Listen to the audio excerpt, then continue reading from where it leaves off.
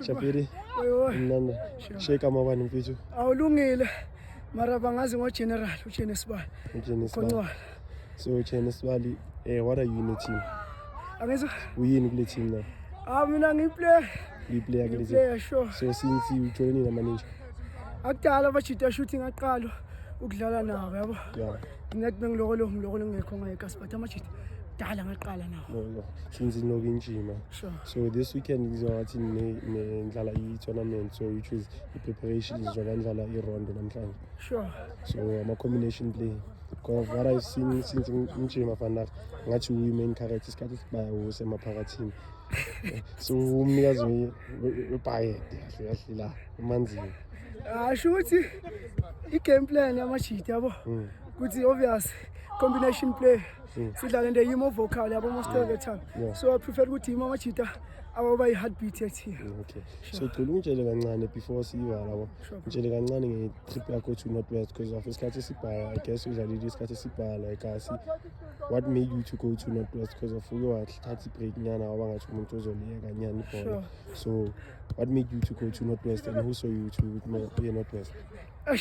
Shoot. Hey, yabona vele mawuring ivari bram ukuthi vele bese ngiliyeka idisk yabo.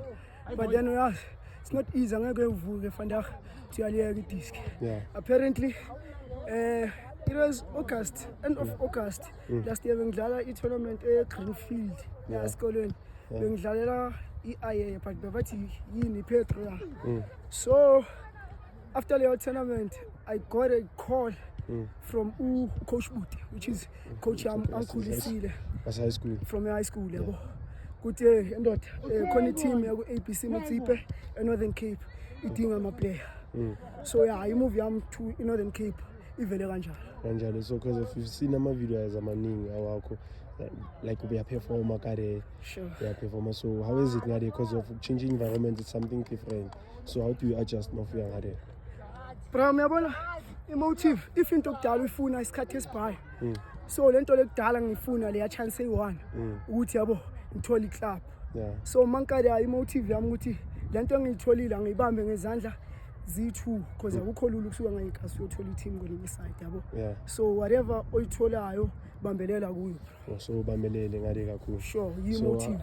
So how is it because of manje we see Pratevs which is a legend very cool, played in Turkey, played in national team. How is it ukujima nayo like being around umuntu onjalo?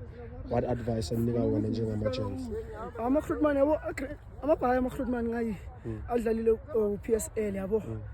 Besides isikhuluma nge-PSL even abroad. Yeah, even abroad yabo ama-recruitment ayasiphusha ukuthi abajita yabo nina nisasebancane nisasene-energy discipline hlalani ni-discipline nje whatever niyitholayo bambezelani zinja zami bayasikhuthaza ama-recruitment yabo.